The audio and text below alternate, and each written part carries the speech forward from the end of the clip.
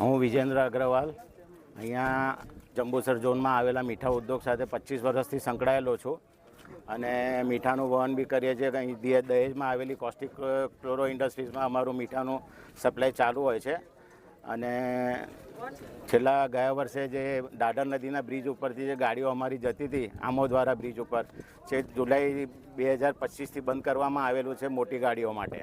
એના લીધે અત્યારે ગાડીઓ અમારી મુવાલ થઈને ફરીને જાય છે, જેના લીધે અમારું ડીઝલનું વપરાશ બી વધી ગયું છે અને પ્લસ ભાડું બી વધી ગયું છે.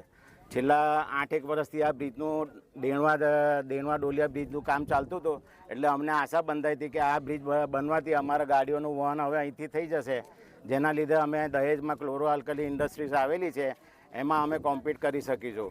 કેમ કે અમારે અત્યારે અહીં જંબુસર ઝોનથી ભાડું વધારે લાગે છે, એના લીધે કંપનીઓ અમને ઓર્ડર આપતા બી ખચકાય છે.